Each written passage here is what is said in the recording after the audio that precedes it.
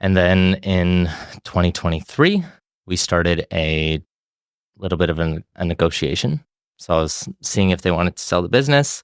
So that point, you're like 22, 23, about to buy an entire MMA studio. But when I took over the business, I had to be very careful to not, I had all these ideas in my head, but a lot of people who were talking to me about it said to be very careful not to make too many changes. Because if I go in and I buy the business and then I make all these different changes, people won't feel like it's home anymore. I honestly, I believe in like doing what's best for the person who's training. Like if you're trying to fight professionally, I know you're probably not going to be able to get to that level at our studio. So train here for a bit, get your bearings, and then from there you can progress out. I'm a very firm believer in luck. I think everything that happens is luck. And then the harder you work, the luckier you get.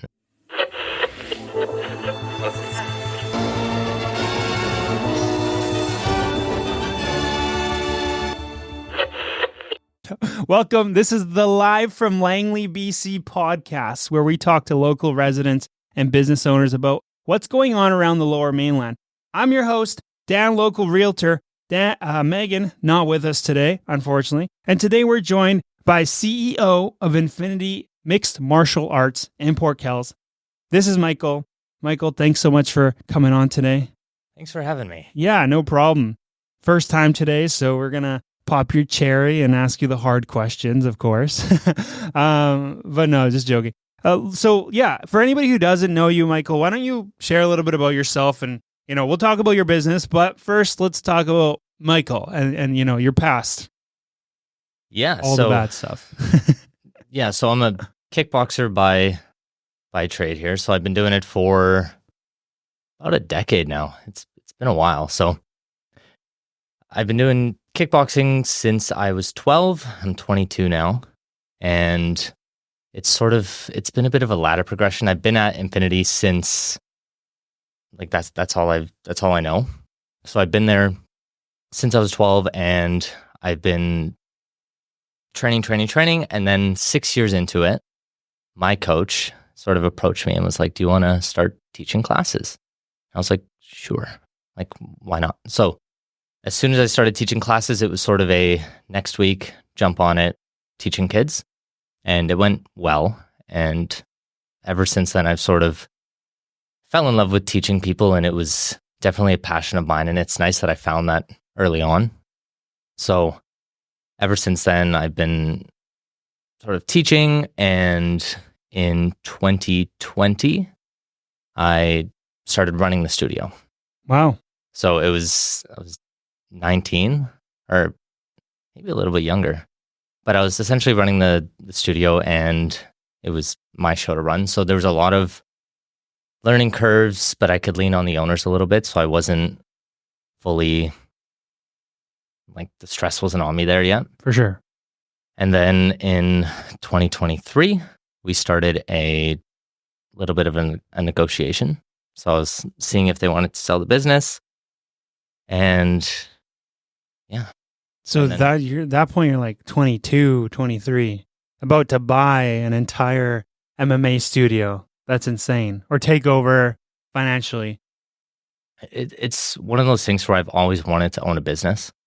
And when this sort of fell onto my lap, it was hard to turn it down, because I wanted to, I thought that this was my best shot at making something successful. Right. You're not wrong, and you're doing something where like you enjoy doing it. So it's not like something that, a lot of people do this. They get into business and they start building a business that they're like, oh, it's going to just make me a bunch of money. And then sure, if it does get to that point where you do make a bunch of money, great, but then the passion kind of is gone, right? And 10 years in, they're like, I want to do something else now. That's something that I talk to a lot of people about this. And even when I was teaching, ever since like up to today, it's never felt like a job. And it was one of those things where it's like a hobby, and I'm just going in there and like I'm getting paid for it, which is just a plus. But I was never going in there for the money, which was nice. And it really sort of kept me on track and kept me going and kept me passionate about it. And then you have those things that sort of, it becomes stagnant and it starts to slow down, and then something happens and then it kicks back up. So it's never been slow, and I've never lost the passion for it. We also have a yoga studio. Oh, cool. So that's like attached to it's just a separate room. And my passion wasn't for yoga. It came with the business. Yoga is great, and it's just not for me. So we needed to pivot, because it was one of those things to where it was very hard to sort of get on the train to build that side of the business because there's no passion. So we had to pivot a little bit. So we started adding in more fitness classes and stuff that, like, if it's fitness, I can get behind it. We have like traditional yoga, and that's great, but I'm ignorant in that field, and I just don't know much about it. So we sort of pivoted, and now we have fitness classes. So now we still have our traditional yoga, and we still run that. We haven't touched that, but now we've added in the fitness so that we can sort of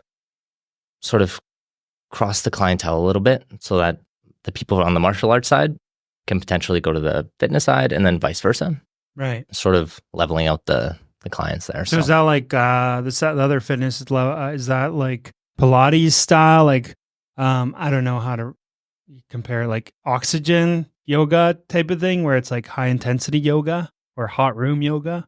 Similar. We're not trying to call it fitness, like fitness yoga. We're trying to keep that, like, keep a divide there.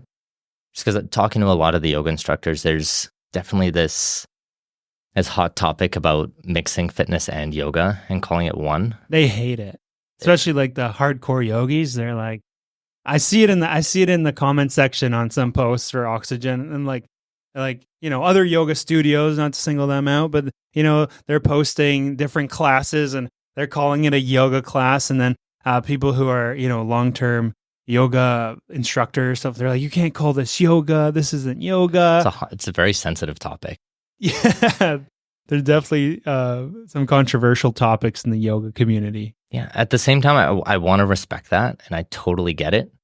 So that's why I'm very careful to try and divide it and not sort of let anything spill onto each other. So, and yeah, that's sort of the whole yoga.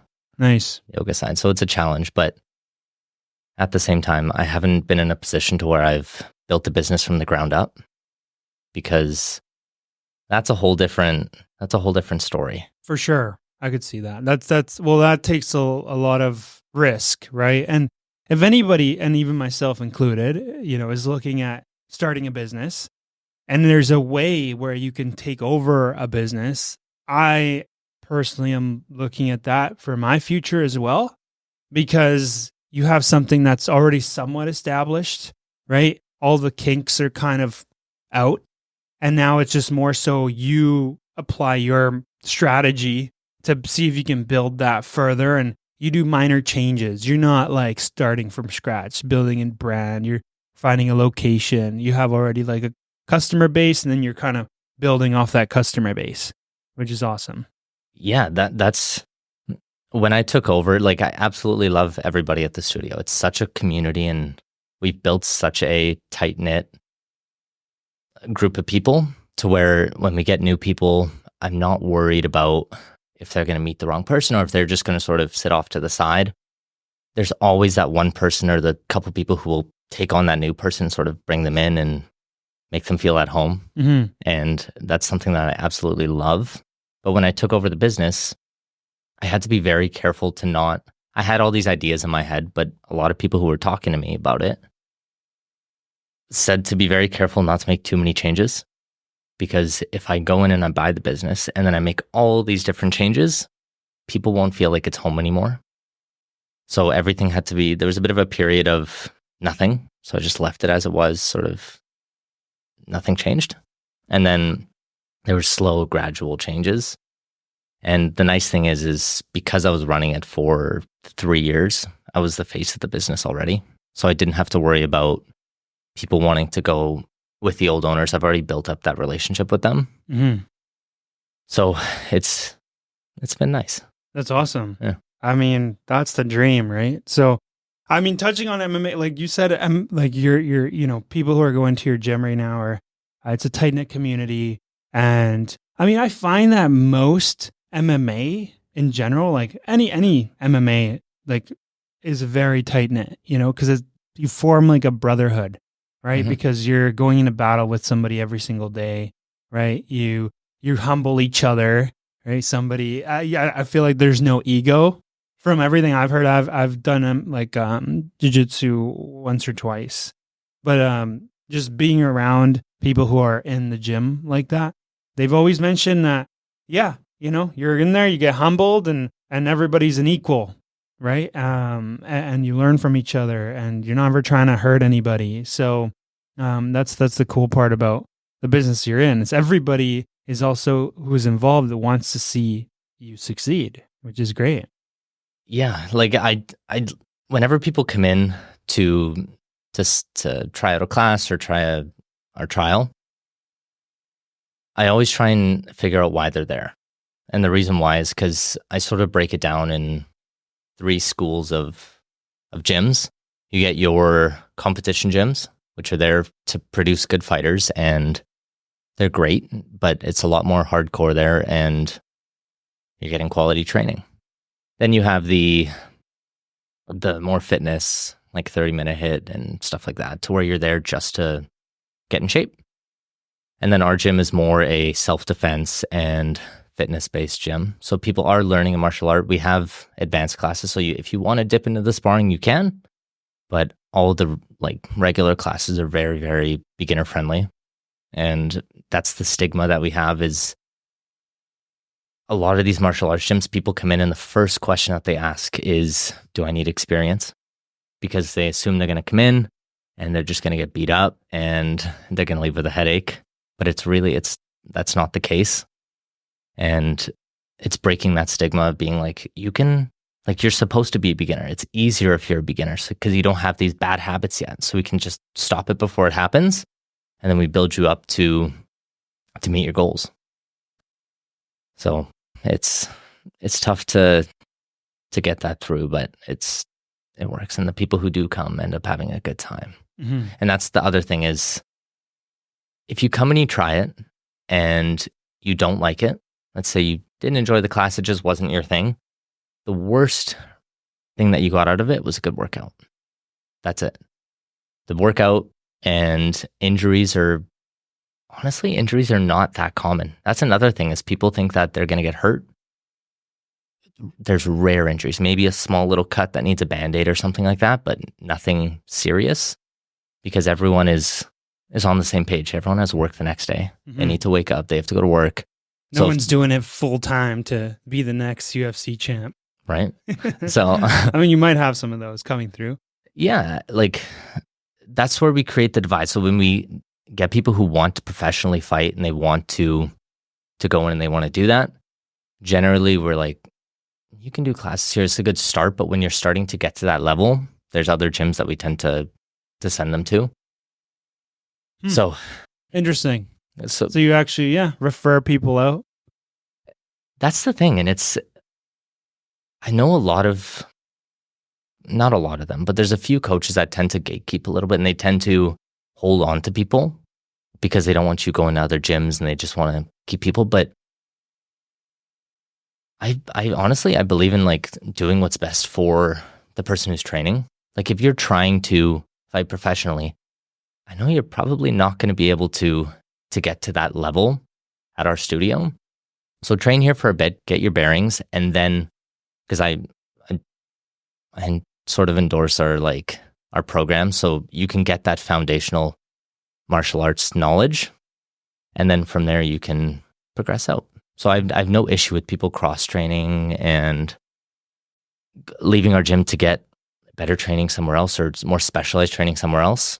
I have absolutely no issue with that. And I don't like seeing other owners do that because it's like you're keeping somebody and their dream is to do this and you can't do it. So yeah, it makes sense. When you started there, was it like what kind of gym was it when you started there? It was the same. When you were younger too, 12, that was the big reason why we stayed there. We went to another gym and they had a really big facility, and they had a weight area and everything. And when I went there, I was like, this is it. This is where I want to train, because I wanted the gym and I wanted all that stuff, the big facility. And then I was 12. My mom was like, let's just go check out this other gym. And I'm like, no, like this is it. And she's like, she's never done this before, and she's never done it since, which is like a weird little butterfly effect thing. But she was like, let's just go check out this one gym. I was like, okay. So we went to Infinity. Then the owner there, he was talking to my mom, and it felt more like a family rather than a gym. So that's the whole reason why we stayed. And it was significantly smaller, but it was the people. And that's really sort of stayed the gym sort of direction, just right. keeping it more. You're not worried about it growing too substantially, because then you lose that. And I think I know which gym you're talking about. Yeah. But I feel like you said, and at the beginning, it's when you start to mix a lot of different things. Because I used to go to an MMA gym. I never trained MMA. I was there for the gym, and that gym had a nice gym, decent gym, and it was a big facility, right? Mm-hmm. So it was cool to be around that and see the guys training. But I mean, everything I was doing in the workout area, it was kind of like you could get that anywhere else. And you're paying like an MMA gym price to be in this extra gym. So yeah, it kind of doesn't make sense. So if you specialize, really niche down, and since then, you've seen a lot more of that. People our gyms aren't trying to do all that. They're trying to do one specific type of workout or martial art, and then they're kind of, just sticking to it, right? Yeah, and at the end of the day, I always try and listen to our members, because at the end of the day, if something needs to be changed or a certain class has to be added, or they're looking for something, I have no issue adding it. What classes do you do now? How about that? We're just doing jiu-jitsu and kickboxing. So we're at those two right now. We may expand into some more avenues. So we're going to be adding in a women's self-defense class, and just sort of expanding out a little bit. Maybe judo, maybe. But it's one of those things to where the members make the gym. So if there's things that need to be changed or whatever, it's like yes, it's my business and it's my gym and whatever, but it's not really. It's really the members that make it. So I always try and accommodate for them and try to make them feel like it's their home too. Because if they want something changed, I'm like, no, this is my gym. I feel like that's just the wrong way to go about it. And I really believe that the members need to feel like it's their place too. So yeah, it's a good way to approach it for sure. Yeah. And you build, like a core group of people who don't really feel like they need to leave for new different styles or new gyms, the new flashy gym that's not shooting shots with that word I just used, because I hear they're great too. Oh, yeah. And I was hoping to have actually one of them on at one point too, but yeah, no, that's great. That's a good approach, like I said. Okay, well, how about talking about so you guys are Infinity Mixed Martial. You're Infinity Mix. I can't talk right now. I need water. You're Infinity Mixed Martial Arts, and so you do jiu-jitsu, kickboxing, wrestling. Is that like you'd have to go to like a MMA specific gym, or like is that? Because I figure like that's what you see a lot in the top leagues. You see wrestlers, some jiu-jitsu guys, kickboxers for sure. So is there a reason why wrestling might not be in there? Maybe it's not something you're into, or it's just not something that we had really. We didn't have a coach for it, and it's an avenue we can take, of course, but we never really jumped on that. I wonder why. Because I wonder if other gyms even. I don't think I've ever seen like a wrestling class. Because I was talking to people about this. No, I wasn't talking to people. What was I? I was listening to something. I don't know if it was Dana White. He just did an interview with Andrew Scholes. I don't know if you saw that, but he's talking about how the UFC came to be, right? And how he was really into boxing before, right? Do you know the story? Anything about I it? don't. So he was really into boxing. He was training boxing. He was actually in Floyd Mayweather's gym. And you know how he started was he was teaching rich people how to do self-defense, women, older men, right? And so they were loaded. So he was like, hey, this is fine. I'll just take a corner of Floyd's gym, the dad or the uncle, not Floyd Mayweather. And so he started that way, and he started seeing like, like boxers are all have the same story. They're all just, ruthless people who came from the streets and wanted to punch someone in the face. So then when he first saw the UFC before it was really any big and MMA, he's like, he was listening to the people's stories, like who were actually champs. And he was hearing about how like they're sophisticated people, like a teacher, they're a full-time, accountant. And they're like, why are they in the octagon? That's so crazy to me. So he's like, I think there's definitely a story behind people who do like all MMA. And in the States, it was really like wrestling driven because that's what you train in high school. So there's a lot of wrestling, a lot of strikers coming out of like the States for the UFC. And then after that, he's like, all these other companies or all these other countries started to get into it. Like you see, like, Khabib and stuff like that, where now they do it on such a massive scale in this country. And that's like their ticket out. So they train since they're like 6 years old. And now that's why we're at this point where like there's such well-rounded people in the UFC or all MMA to be exact. So yeah, I don't know. Just a thought, I guess, because that went nowhere. But what's your take on that? I'm sure you watch some MMA on TV. I watch some, but I've never been a sports, like I've never enjoyed watching sports. So there's been like, people always talk about football, they talk about soccer, and I'm like, it's just, I've played it all. Like I was one of those kids who went through every single sport. I was swimming, I was playing badminton, volleyball, basketball, whatever. And I went through all these different things, but I never enjoyed watching it. I don't know why. UFC is the only like sport that I watch, but I'm only watching the big fights. Not watching every single, like I'm not every single week watching commitment. It's a commitment. It is. And I just never really connected with it. Like I just watch the big fights so that when we're like, it's interesting to me, as well as when I'm at the studio and we're talking, and every single time the fight comes up. So I have you're my trying input. to be informed for sure. So, but I've never been sort of fixated on sports in general, just watching them. Do you find you're more productive that way? Like in life and other areas of your life?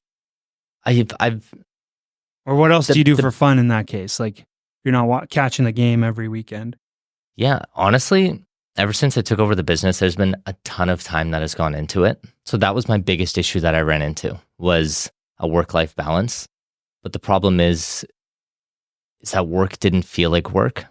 So it was more like a hobby. So I guess that's a good way to... That was your entertainment. That was my way to entertain myself. Like I enjoy watching movies. I love going to the movie theaters. I love going out to eat and going for hikes, going for walks, going to the gym, training, of course. But yeah, it's interesting. It's been a struggle trying to maintain that, as well as I've always been the type of person to not to go against the grain purposely. Like it's not something that I'm like trying to do, but I just do what's best for myself. Because I feel like mental health in general is like for me, it's extreme. It should be for most people, but I protect my mental health like it's all I have, really. Once you lose that, everything starts to get affected a little bit. So I've always prioritized doing what's making me happy, which is why like I like to save my money, and the only thing I really spend my money on is food. And most people in my life know that. So I don't really care to go clothes shopping, and it just doesn't bring me happiness.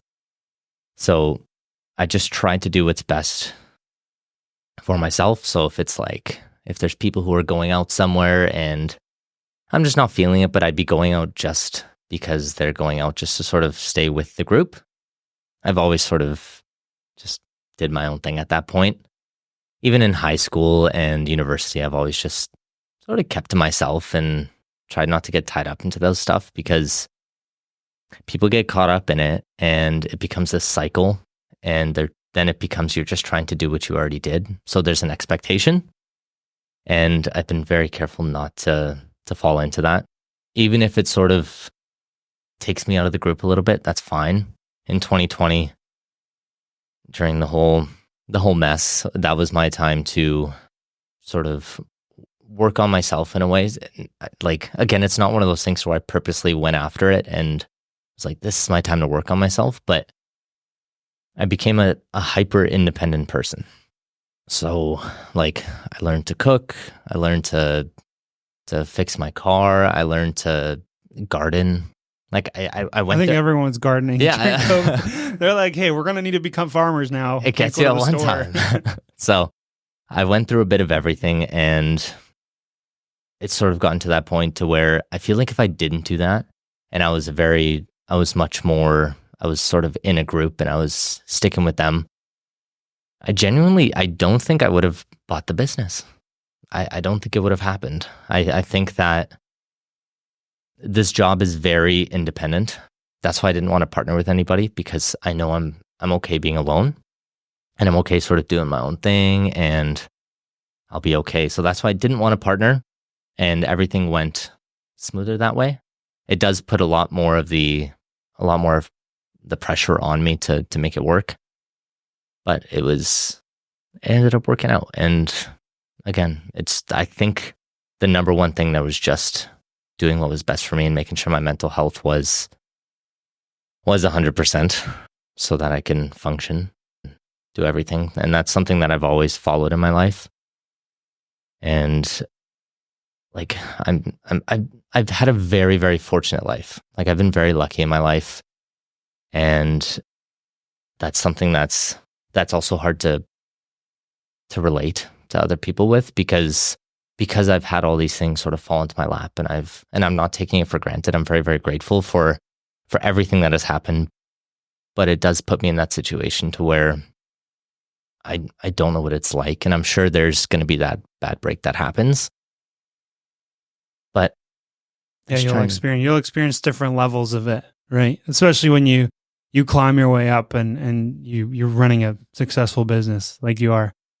It's coming. And it's funny you say all these things, because I mean, I've heard it before too. It's a lot of successful people share that same mentality, where, they don't want to be distracted, and they're easy to get carried away in their work, and they could work without stopping to the point where they don't need to be fulfilled by going and meeting people, right? I think 𝐏𝐡𝐨𝐧𝐞 said this in a podcast too recently. He's just like, I don't need to go out and meet people. I don't need to catch up with anybody. Like, if they want to spend time and like get to know me, they'll come to me, they'll work around my schedule. And like, I'm not going out of my way for anybody, because, I'm focused. I know what I want. I'm not going to, follow sports, like, just because I want to be able to post some things on social media, stuff like that. Right. So yeah, no, that it makes sense while you're in the position that you're in.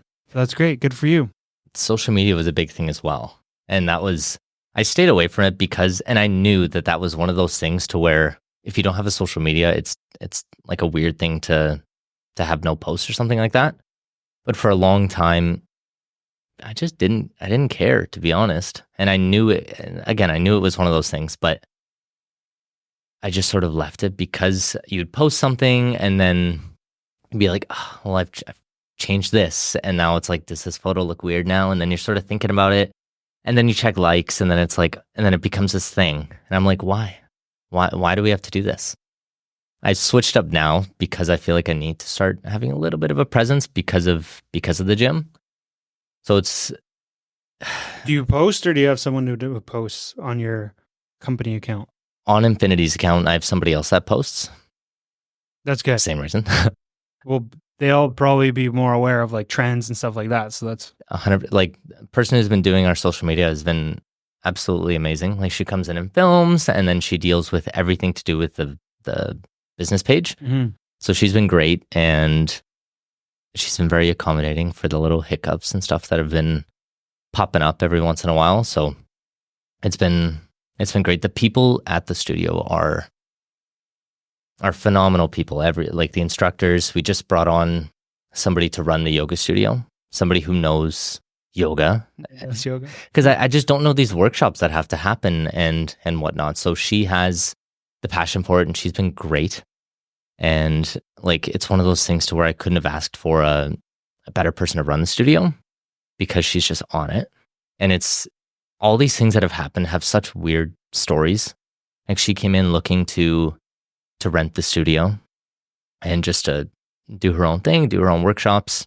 That's fine. So I wasn't going to hassle her with trying to figure out pricing to rent the space.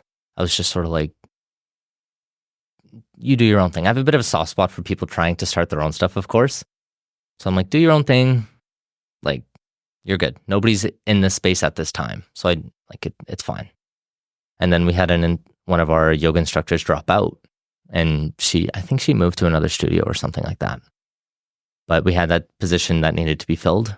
So I called her and I was like, hey, can you teach these classes? And then she's like, sure. And then she really worked with me on that. And then from there, I had a conversation with her about running the studio. I needed somebody to run the studio, not her specifically, but just in general. And then she came up and she was like, hey, you still looking for someone to run the studio? And I'm like, yeah. And then ever since then, she's been killing it, and the studio's been doing good. So wow, yeah, everything just fell into place with that, and everything. Like, you just put it out there. Like, you seem like a super reasonable guy, and you're just like, hey, I'm gonna see where the chips fall. I'm not gonna be super greedy, and I guess that translates to the community that you've built now. Yeah, like, that's what I mean by it's such like a weird, like, everything's been like falling into place a little bit. And even in like probably the luckiest of, like, one of the luckiest things was, like, even in high school, at the end of school, they do a giveaway. So they give away AirPods, they give away gift cards, they give away all these things. And the end of it was like, it was sponsored by a dealership, and they give away a car. It was nothing crazy. It was pretty crazy. Yeah. It was the high schoolers, they're giving away a car. It was a 2001 Honda Civic. Okay. So it was nothing crazy. And then a year of insurance. Mm-hmm. And they draw 3 people. And then from those 3 people. What school is this? Clayton Heights. Okay. What dealership was it? I don't remember. I know one dealership that has done car giveaways. That's why I'm asking. But they're in Walnut Grove, or they were in Port Kells. They're on the Langley bypass. Okay. I don't remember which one it was. Well, No. that's a business car place, or a work truck place. Anyways. Yeah. So they drew 3 people, and then it was a pretty cool thing that they did. So they bring the car into the school, and then from the order of the people who were picked, they have 3 envelopes. And then it's 3 keys for the same car, for the same model, but only one for that specific car. So they fan it out. The first guy picks his, I'm second, and then my friend is third. And then you go into the car, put the key in. If it starts, it's yours. So then the first guy goes into the car and he puts it in. It doesn't start. So then your heart starts beating, and you're like, everyone is there. And my heart was beating a little bit. And then I go into the car, put the key in, turn it, and the dash lights come on. And I'm like, okay, well, every key does that, which looking back, it doesn't. And then the guy beside me was like, do it, like, turn it on. I turned it on, and then it ran, and then that was it. So again, it was like one of those things to where it's like, what are the odds of all these different things happening? It's definitely a count your blessing. I'm definitely one of those people that, again, everything good that's happened in my life, I try to share that a little bit. So I'm a very firm believer in, if you're capable of doing something, or you have the skills to do something, you're obligated to do it. So, like, I keep a little battery pack in my car. So whenever I'm driving somewhere, even on the Langley bypass here, somebody was stuck. Like, they were just out of the car with their hood open. And I'm like, what's going on? And he's like, my battery's dead. And I'm like, oh, I got you. So I got out of the car, jumped his car, put his hood down. We went to the next lights. And I pretty much said bye, drove off, and he's just in my side mirror, and he's still at the lights. So I'm like, do I keep going? I already did my good deed. Is he calling off a tow truck? I don't know what he's doing. So I'm driving away, and now I'm by like Gold's Gym sort of area. And I'm like, I need to see this through. So I turn around and I go back, and he's still at the lights. So I'm like, oh, his car died again. So then I have to like get around. It's a weird spot because it's a one-way. And I get out of the car and jump his car again, and then it dies. And I'm like, all right, we got to push. So then we get behind it. We start pushing. He was on a first date as well. So I'm like, if this girl sticks with you, like she's the one. So we're pushing his car to the gas station, and like, it was one of those things to where I could have just left, and it would have been fine. He would have called somebody. But again, it's like, if there's an old person in line behind me and there's a couple people in front, it's just like, do you guys mind if this person goes ahead? And you just sort of let them go. Cause it's like, if you're not doing anything, you always try and do the right thing, and you always try and do good. And again, that applies to every aspect of my life. And I really just try and be a good person, and not for karma reasons or anything. I'm not trying to, like, it's not that I don't believe in karma, but I don't do good things to have good things happen. It's just like, you just try and be a good human being, and that makes the world go around. So that's amazing, man. That's inspiring. Yeah. That's, I mean, 99.9% of people wouldn't have stopped. It's a safety thing as well, which I understand. Yeah. And one day it's going to get me, but hopefully not. But don't say that. Knock on wood. Yeah. But it is one of those things where it's like, somebody's going to be stuck. And that's amazing, man. Yeah. And like I said, like, I mean, going back to it, like, everything you've told me so far, it makes sense. Because that was one of the questions was, and you kind of touched on it. I'm like, how did you get to this position you're in at such a young age? And I was hoping you'd be like, oh yeah, I worked my ass off, and didn't go out. You don't go out, so that makes sense. But I called a million people to, like, grow my my investment to then buy this and all that.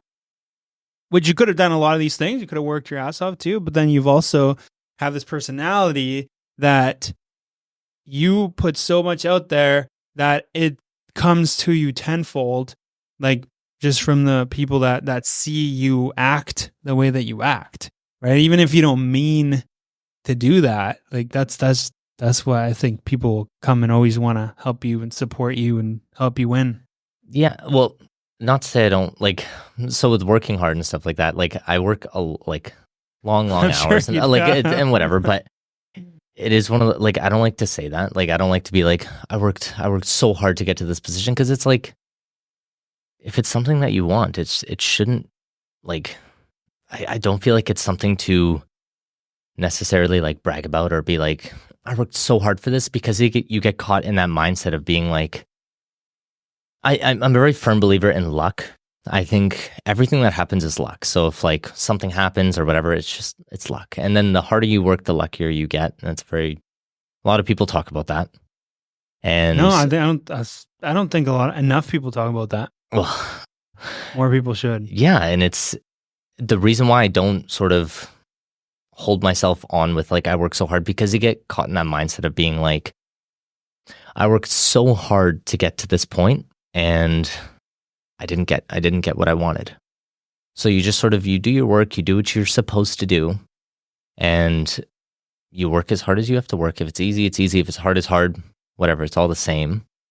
And at the end of the day, you may get it, you may not. But if you're so focused on getting that break, that luck break, and it doesn't happen, you quit. And I again, like, it's not, quitting is definitely not something that I want to sort of surround myself around. And that's why I just do what I got to do. And then opportunities come, and you stay positive, and then the craziest things happen from picking up the phone and just answering it. And people are coming to you for these things. And if you're just not in the right headspace, or you're so caught up in your work and you just miss these things, like the opportunities are all there. You just have to be in the right mindset to capture them. And then sort of life does its thing, and you're set up. So It sure does. That's yeah, no, I mean, everything you're saying just blows my mind. So yeah, good job, and I'm happy for you, man. You're killing it. But we're getting close on time here, and I had some. It's funny because if I had prepared for this, I would have been like, "Oh, this is a UFC or MMA guy. I'm gonna have like a list of UFC questions, and I'm gonna be like, we're gonna talk about." Yeah. And the first question would have been like, "Oh, so who's your favorite fighter?" And you're like, "I don't watch UFC." And I would have been like, "Oh my god, like what a waste." So no, I didn't do that. And yeah, to touch back on that, like I'm not huge on sports either. I watch some of the big fights as well.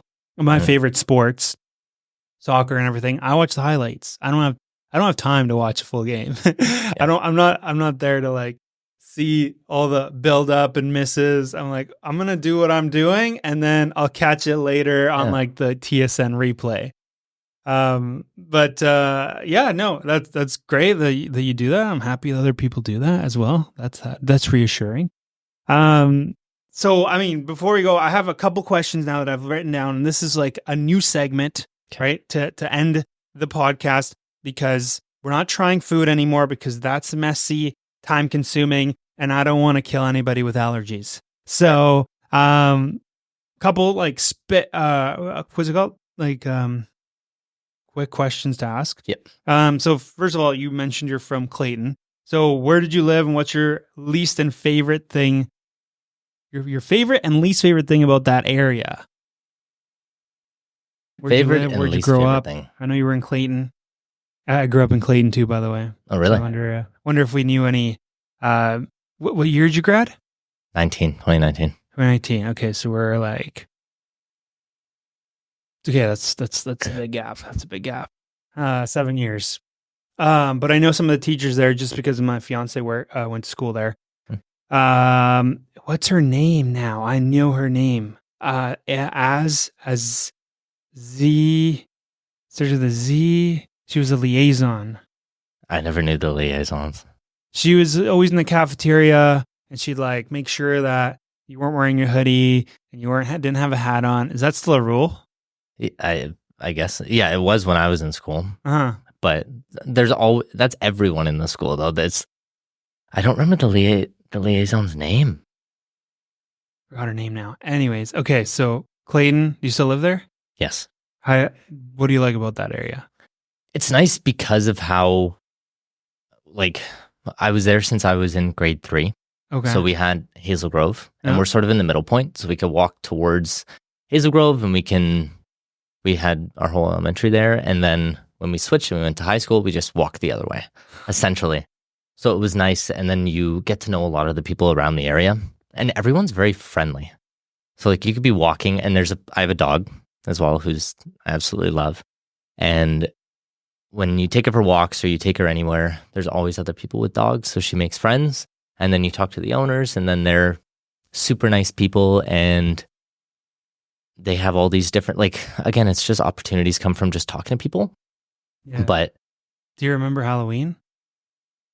Like growing up, like just like walking around to like the insane, like, well, I remember like maybe like 10 years ago, a little bit less than 10 years. Maybe it was about 10 years ago.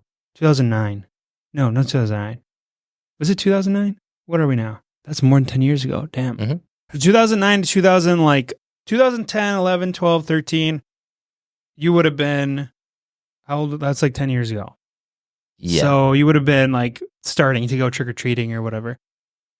The streets there were packed. Like you couldn't drive through there.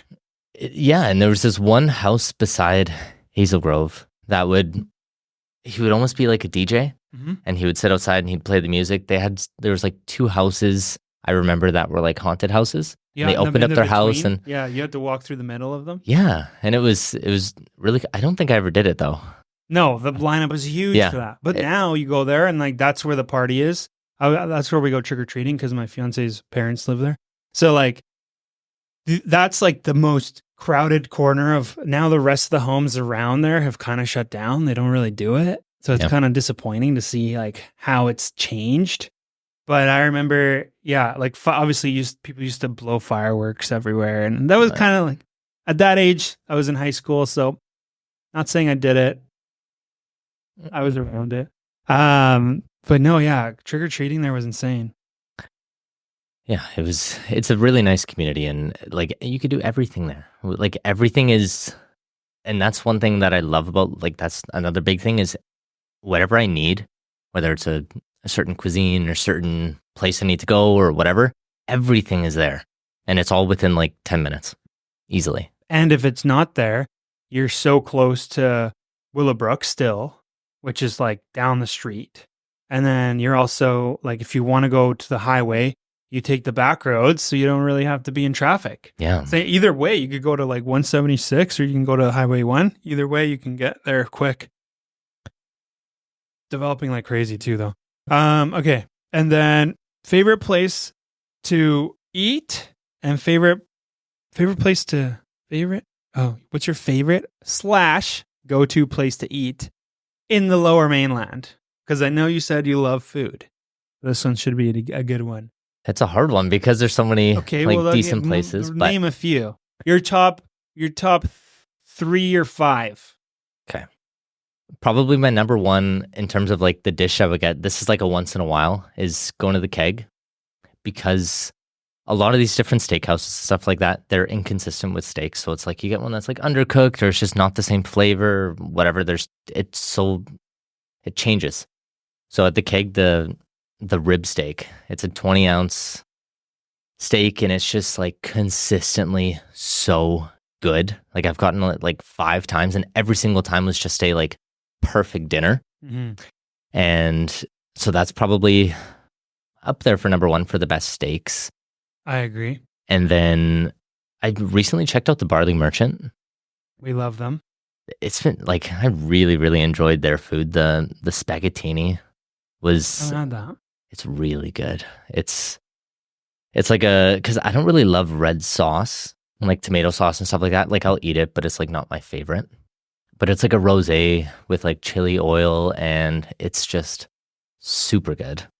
So the Barley Merchant, everything there I had was and there's so much. And it's like it's like nicely laid out. So you're like, oh my God, like I'm downtown in like this bougie restaurant, but you're at the local tap room with all these beers and stuff. So no, I love their food. I go there all the time.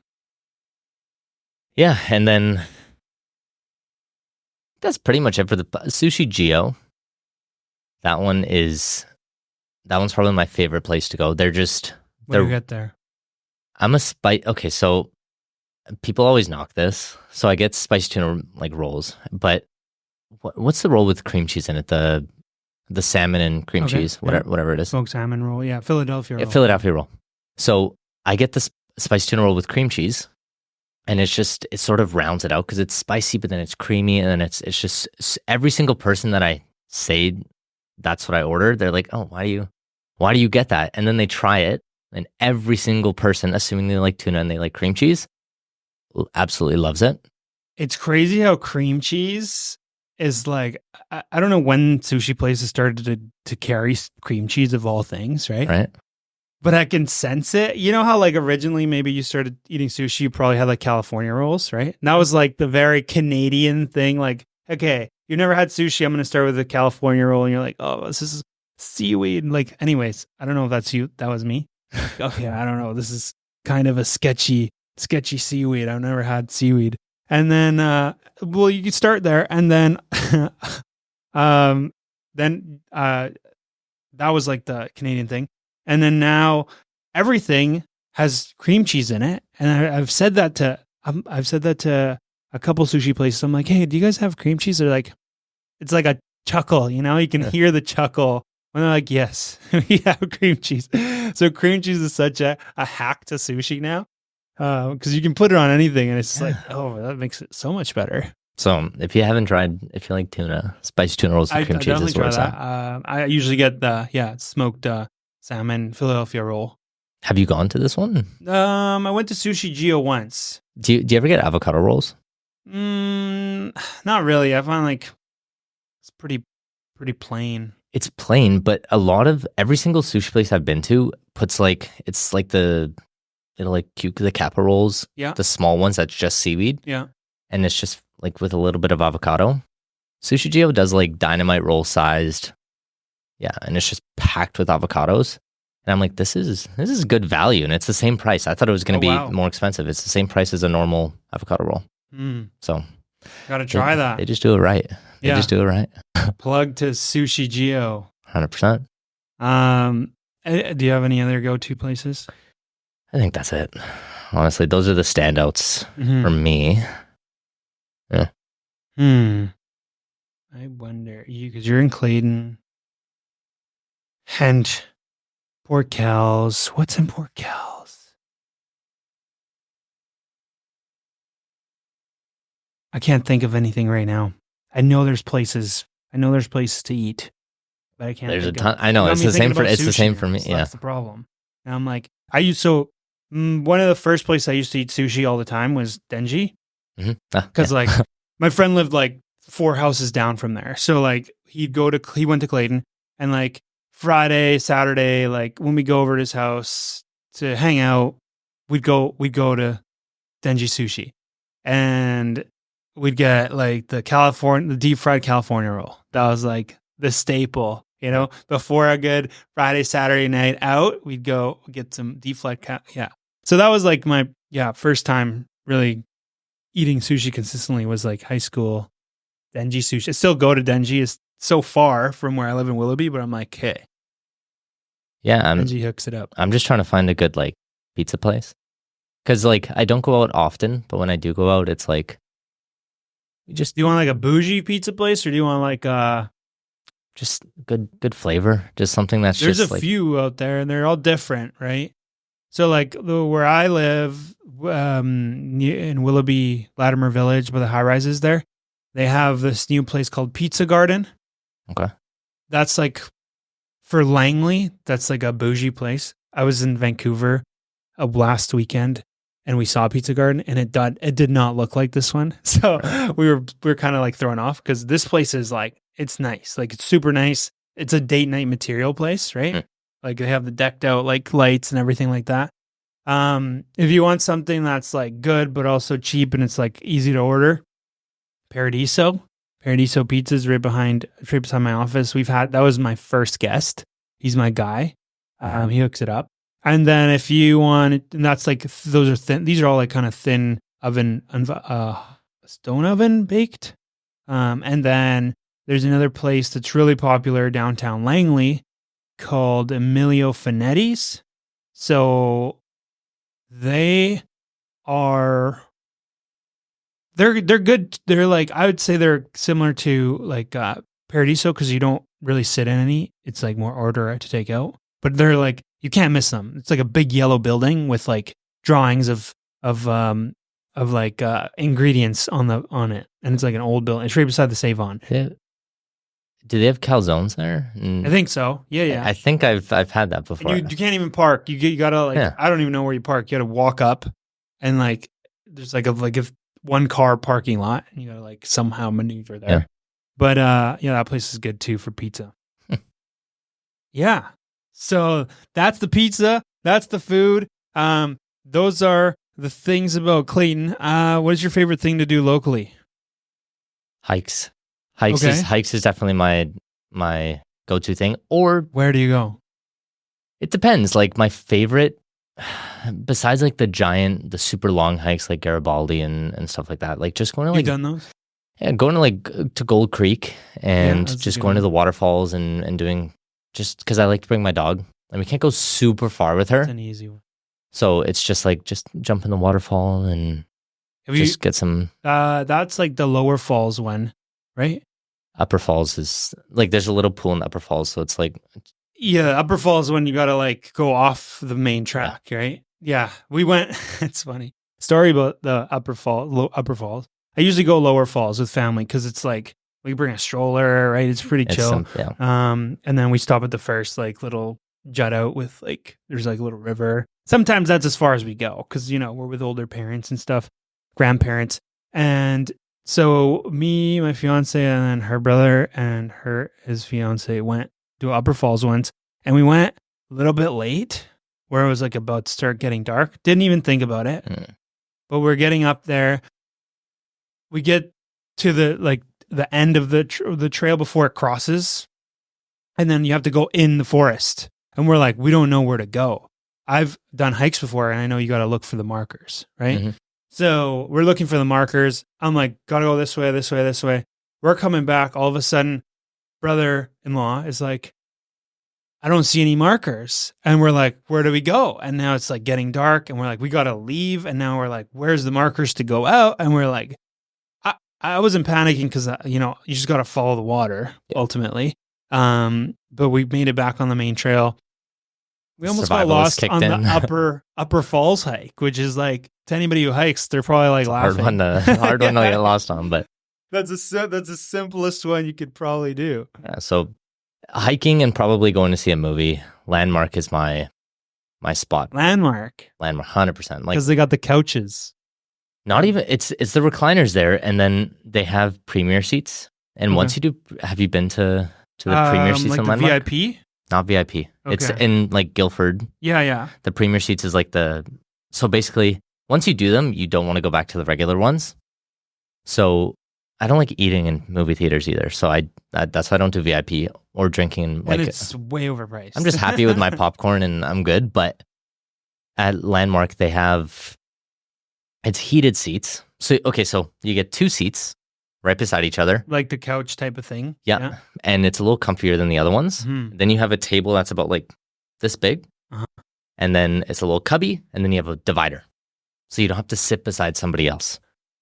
So it's really, really nice to not trying to figure out the cup holder situation with the person beside you. And they're just like, I don't know, someone weird sitting beside you and it just wrecks it. Yeah. So it's so nice to just have space and the seats heat up and it's just like, crazy. It's a whole different experience. And it's like $3 more per ticket. That's not bad. So it's so worth it. Cineplex is so expensive. Like if you want to get AVX, it's like another $10 or something like that. And like, that's the only time I've really gone bougie for movie theaters is when you get AVX, which is like the D box and it's like rumbling. I'm not a huge fan of D box. Yeah, this Cineplex is. I don't like that it doesn't have recliners. I think that if they did, I would 100% go there. But I think the D box slightly reclines. It's like it's like airplane recline. Yeah, you know what I mean? Yeah, this one, I guess my only guess to why they haven't switched is because there's way more people that will go to this one, so they can fill up the theaters. And when you switch to recliners, you lose a bunch of space. Right. You have to cut your seating in like half, essentially. So I'm guessing that's the only reason that they haven't switched. But yeah, that's interesting. Yeah, I got to go more. I go to Cineplex because the points. I'm just like get your scene points. Get some free movies. Yeah. You know, like movie theaters. Going to movies is like going to the keg these days. Like you can spend so much money. It definitely does. So you got to be very selective with what I'm like. Most of the time, I do go to the movie because it's close to my place. I'll go to the movie theater for popcorn because I'm like, hey, this is bomb popcorn. I'm gonna eat this at home.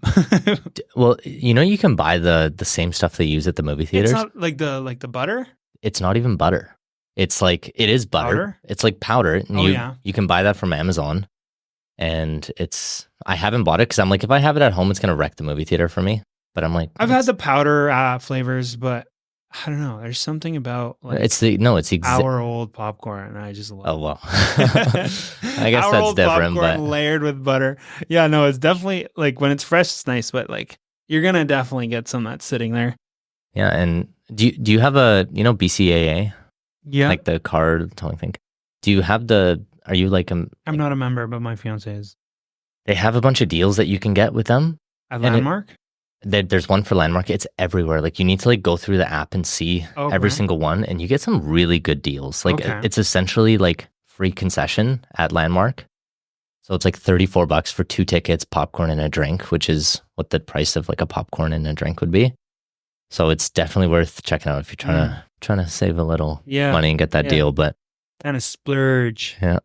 That's funny. That's awesome. Well, thanks for the tip. I'm definitely going to try that. And thanks everyone for watching. I forgot to ask you, where can people find you? But on social media, he's not going to be answering you because he's not going to be on the platform. I'm there. I you got to ask for him. You got to ask for him. And that's Infinity MMA, at Infinity MMA. And Infinity Yoga and Fitness. Gotcha. And yeah, thanks again for tuning into Live from Langley, BC. If you're still here, don't forget to subscribe and rate us because it really keeps us going.